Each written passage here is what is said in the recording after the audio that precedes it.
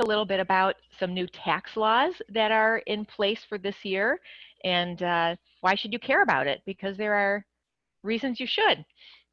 Which is why we're here today. So my background, you don't really need to know too much about that, but because Yolanda just did a great job on that. I have been in personal finance for over 25 years, either working with divorce clients or in a trust department at a bank, and now as a certified financial planner. So my main office is in Willoughby, and I do have conference space on the west side that I can meet people on that side of town, which has been terrific. So the year 2020 has been interesting for all of us. It is a year of a lot of change for people. It's also a year of new tax laws, which is really interesting. We started on January 1st with what is called the SECURE Act. That's an acronym for Setting Every Community Up for Retirement Enhancement. And that act came into the year and it changed a couple different things. It changed the ages that people need to start taking required distributions out of retirement plans. It changed that from age 70 and a half to age 72. It removed the 70 and a half age limit for people being able to contribute money into an individual retirement account or an IRA. It removed that. If you're still working and you're still employed, no matter what your age, as long as you have employment income, you can continue contributing to IRA. It also made some new rules that allow more employees to participate in retirement plans. So that was how the year started. Well, then, of course, COVID hit. And the CARES Act came into play. And that was on March 27th, 2020, when that was signed into law. So we're going to talk today. I'm going to flip through these really quickly because we're going to talk about each one of these things. But today we're going to focus on the CARES Act. The CARES Act stands for, Congress really likes acronyms, okay? They must spend hours and hours and a lot of money figuring out the acronyms. So the CARES Act is the Coronavirus Aid, Relief, and Economic Security Act. And these items that are listed on the screen right now, we're going to talk through individually about what the CARES Act did. This is the financial relief from the CARES Act for individuals, for people sitting in this room. There is also other relief that was offered to businesses, large and small, and that can be a whole separate presentation. But today we're going to focus on you personally and how the CARES Act can affect you sitting in the room. So we'll start with the federal stimulus.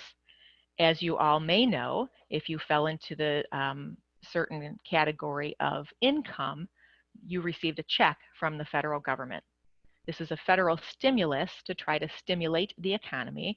It was up to $1,200 per adult individual and up to $500 per child 17 years old or younger.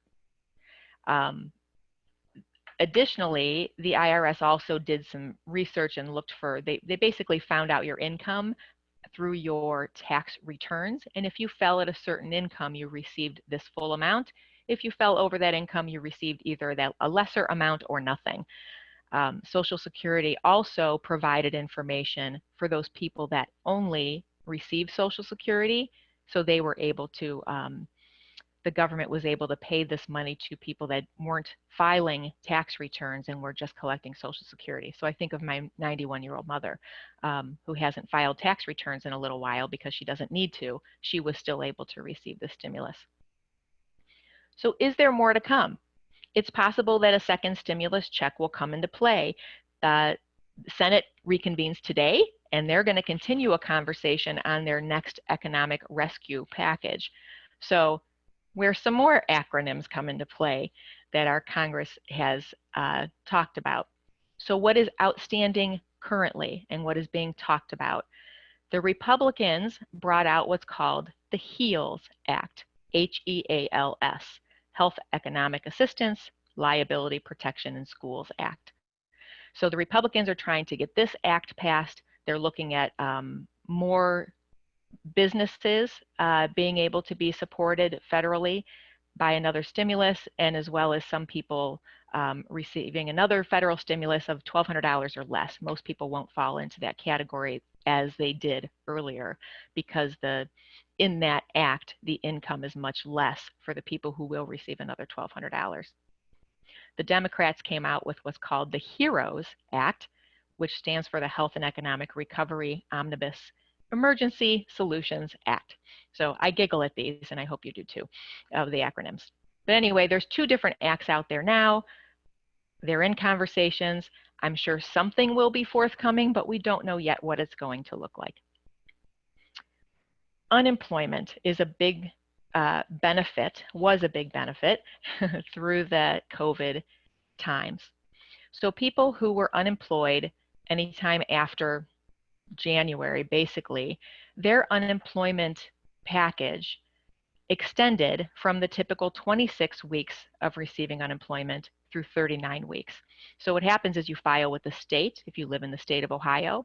If you or any loved one were unemployed during this time, the first 26 weeks was covered by the state of Ohio. The additional weeks on top of that, the additional 13 weeks, were covered by the federal government. So people are still in the midst of that.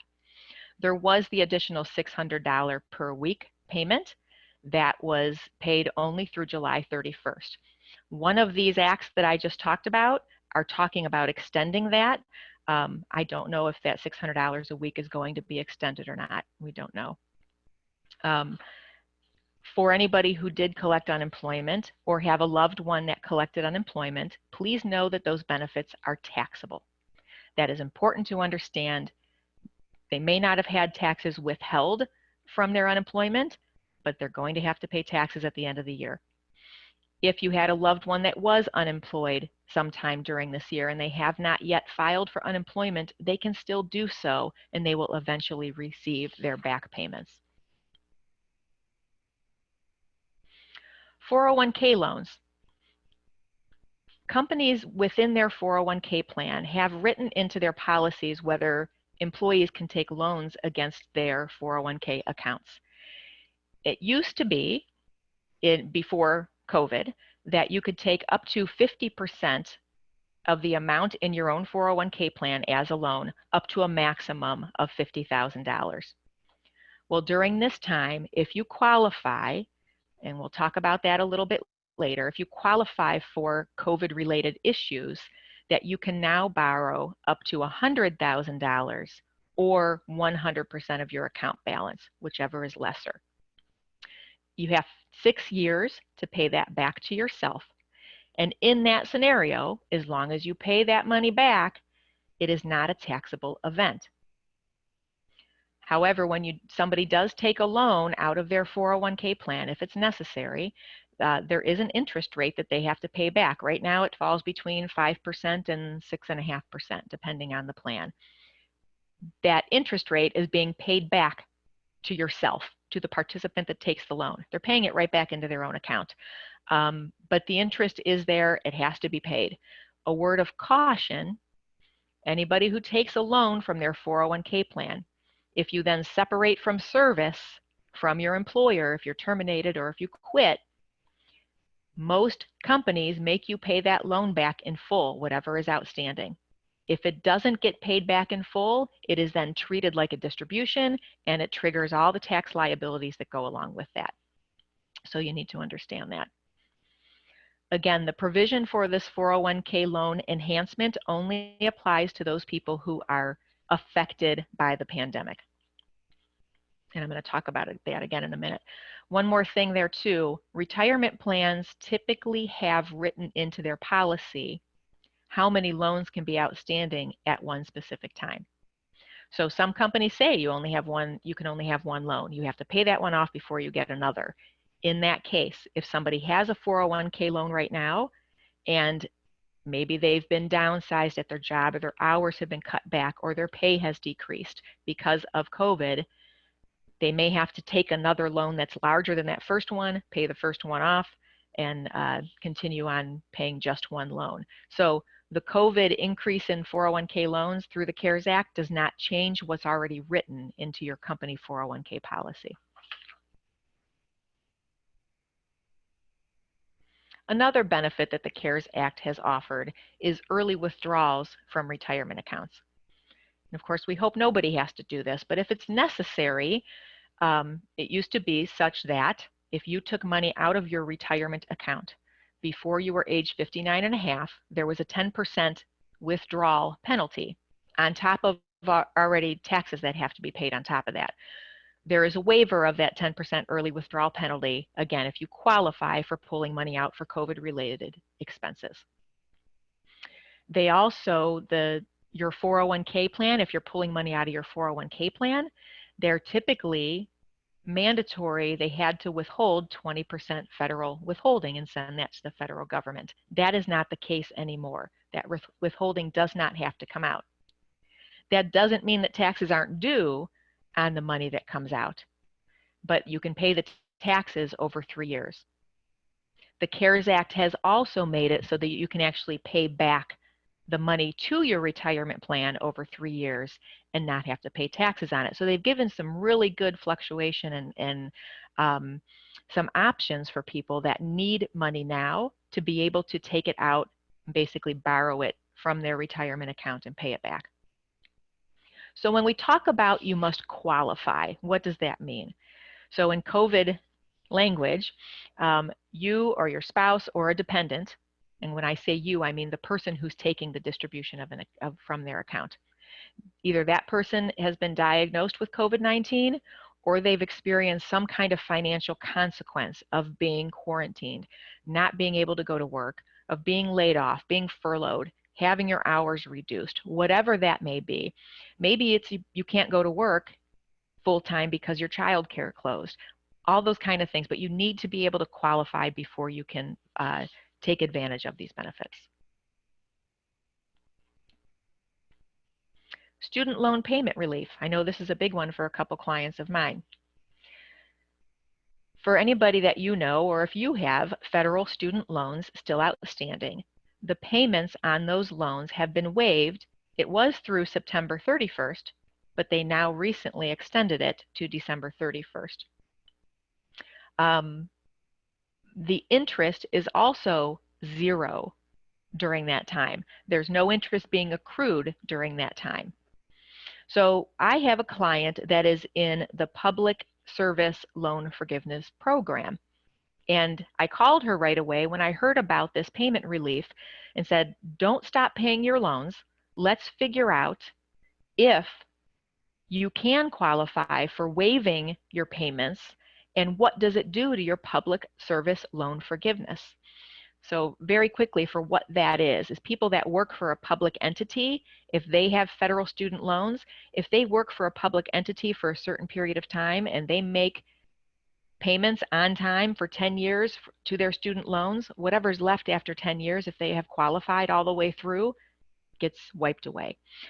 So it's extremely important for this client of mine to make sure that everything is on track because she's like 8.5 years into her payments. So it just so happens that she was also able to stop making payments to her federal student loans, and each of those months still counted towards her public service loan forgiveness. So she's not losing anything. Again, people need to qualify, or I'm sorry, for this, I apologize. There's no qualification necessary here. If you have a student loan through the federal government, you do not need to qualify. Payments do not need to be made through December 31st. And again, zero interest.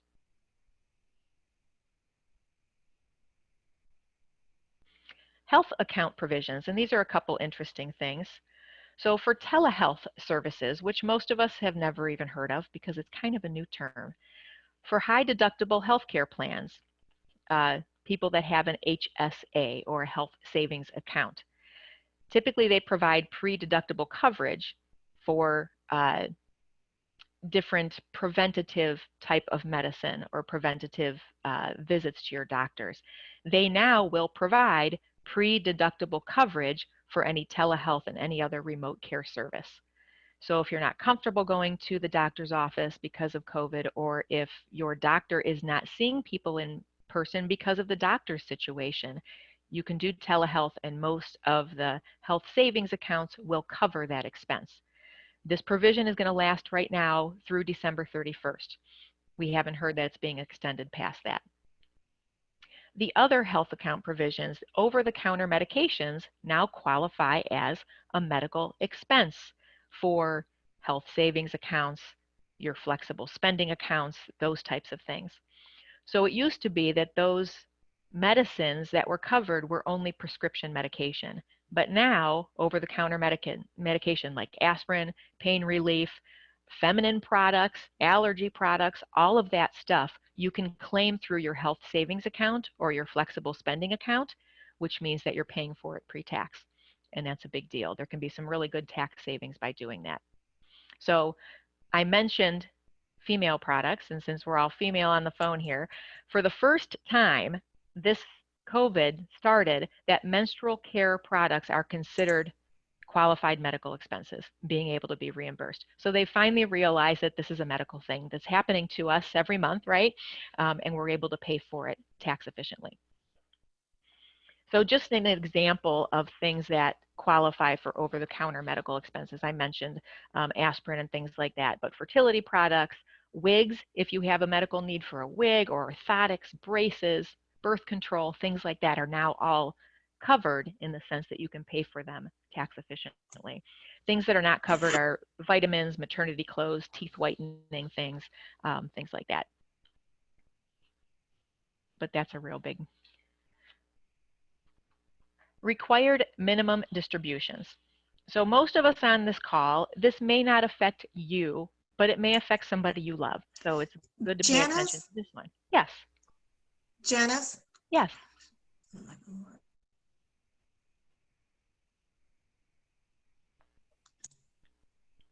Okay, this is Patrice. I'm having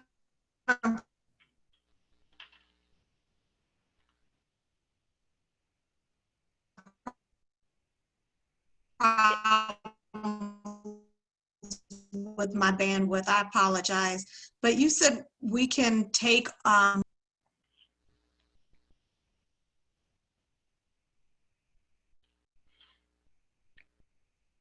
Patrice, I'm sorry, I'm not hearing you. Hey, put it in the chat. Thank you. Patrice, put your question in the chat, and we'll have Janice answer it. Okay, go ahead, Janice. Okay, so required minimum distributions. I mentioned it a little bit earlier. If you or a loved one are typically required to take distributions from a retirement plan, in 2020 that has been waived. So who needs to take required minimum distributions are people that are over age 70 and a half, or soon to be over age 72. That law has recently changed. Or if you inherited an IRA from somebody. So if you inherited IRA from your favorite aunt and you were taking required minimum distributions, you don't have to do that this year. This waiver of taking required minimum distributions has brought a lot of people's income, if they don't need the money to take out, it brings their taxable income down for the year, which really gives us some cool planning opportunities for the year. Maybe doing some Roth conversions or some different charitable contributions or whatever. There's things that we can do as financial planners to give people some really interesting things this year in 2020 while this required minimum distribution has been waived. The reason it was waived is because early in the year when the stock market went down quite a bit, Congress said, well, wait a minute, we're asking people to pull money, telling people they have to, not asking them, but telling people that sometime this year they have to pull money out of their IRAs when maybe the value is going to be down really low and they're going to have to sell things at a loss. So they've decided to waive them for this year. So again, it means that people in this situation may have a lower income, and there's some really cool planning opportunities that I've been working on with clients this year because of that. So if your parents or your aunts and uncles or you are taking required minimum distributions for the year, understand this. If you have not taken it yet, they've been waived and you don't have to. If you've already taken it and you have it in your wallet, the money's already in your checking account, you're past the date where you were able to send it back, unfortunately, but there may be some other things that your CPA or financial planner can help you with to help offset some taxes.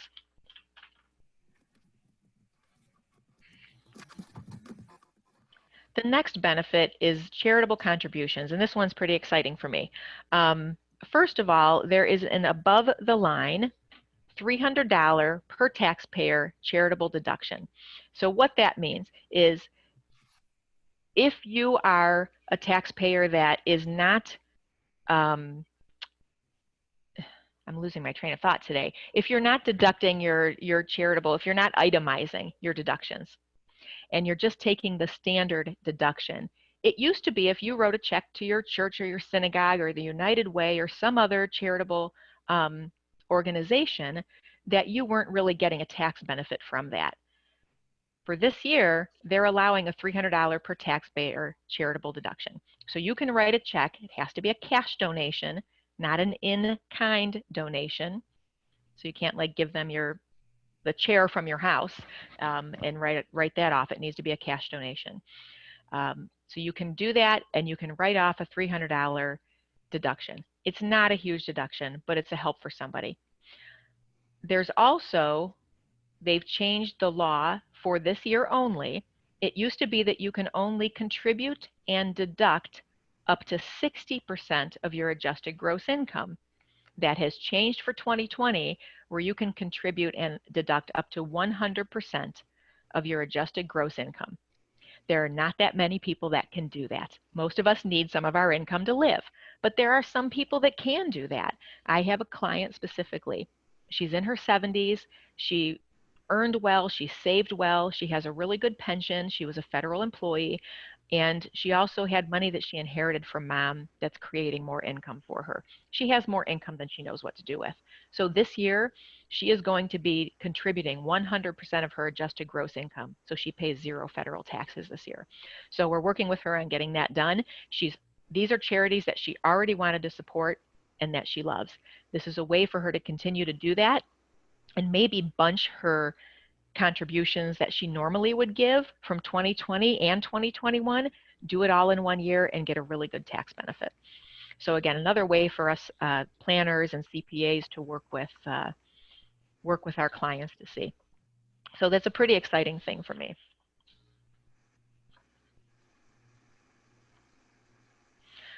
So what can you do today is, number one, just understand the basics of the tax provisions that we talked through today.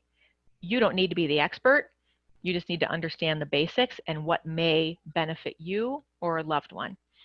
And talk to your CPA, talk to your financial planner. Understand what is out there and available to you and how can it benefit you today. We have through the end of the year, and some of these provisions we don't have to make a decision on until April 15th of next year to still benefit you for 2020.